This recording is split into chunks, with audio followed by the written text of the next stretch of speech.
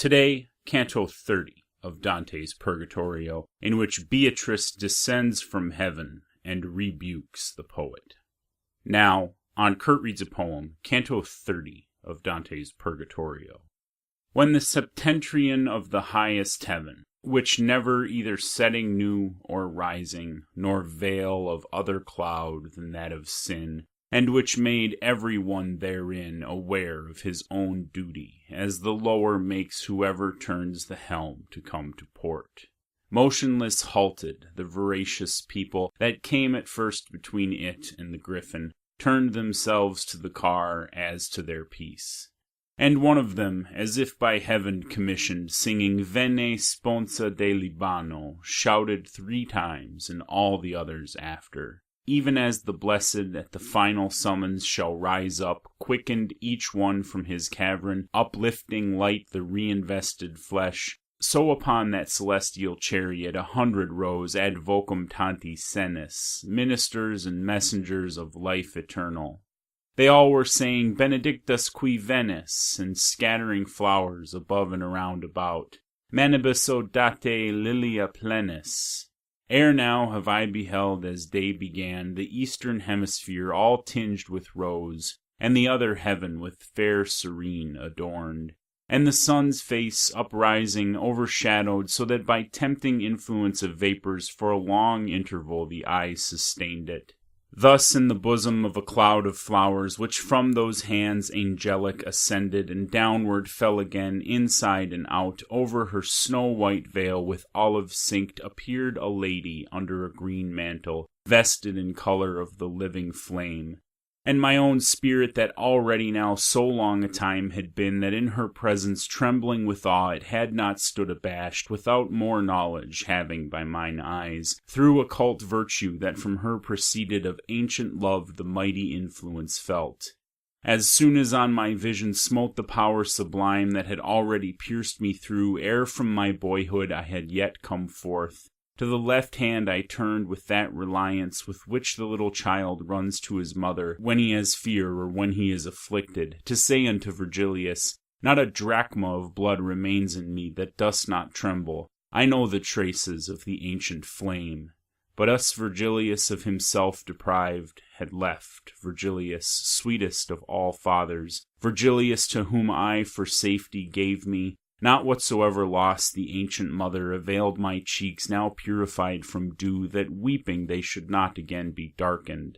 Dante, because Virgilius has departed, do not weep yet. Do not weep yet awhile, for by another sword thou needst must weep, even as an admiral who on poop and prow comes to behold the people that are working in other ships and cheers them to well-doing. Upon the left-hand border of the car, when at the sound I turned of mine own name, which of necessity is here recorded, I saw the lady who erewhile appeared, veiled underneath the angelic festival, direct her eyes to me across the river. Although the veil that from her head descended, encircled with the foliage of Minerva, did not permit her to appear distinctly in attitude still royally majestic, continued she, like unto one who speaks and keeps his warmest utterance in reserve.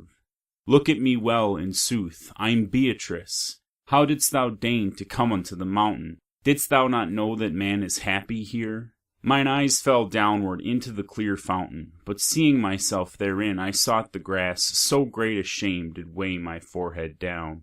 As to the sun the mother seems superb, so she appeared to me, for somewhat bitter tasteth the savour of severe compassion.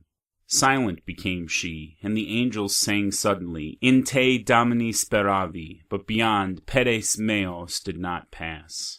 Even as the snow among the living rafters upon the back of Italy congeals, blown on and drifted by Sclovian winds, and then dissolving trickles through itself whene'er the land that loses shadow breathes, so that it seems a fire that melts a taper, even thus was I without a tear or sigh before the song of those who sing forever after the music of the eternal spheres. But when I heard in their sweet melodies compassion for me, more than they had said, O wherefore, lady, dost thou thus consume him? The ice that was about my heart congealed, to air and water changed, and in my anguish, through mouth and eyes, came gushing from my breast.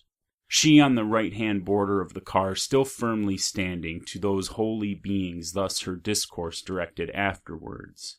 Ye keep your watch in the eternal day, so that nor night nor sleep can steal from you one step the ages make upon their path.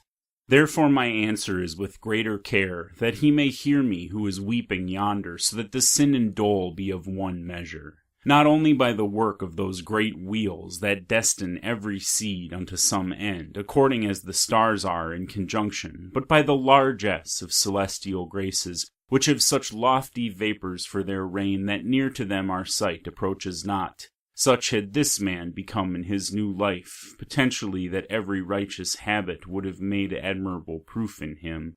But so much more malignant and more savage becomes the land untilled, and with bad seed, the more good earthly vigor it possesses.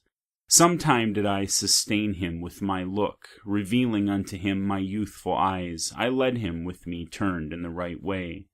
As soon as ever of my second age I was upon the threshold and changed life. Himself from me he took and gave to others. When from the flesh to spirit I ascended, and beauty and virtue were in me increased, I was to him less dear and less delightful. And into ways untrue he turned his steps, pursuing the false images of good that never any promises fulfill, nor prayer for inspiration me availed, by means of which in dreams and otherwise I called him back, so little did he heed them.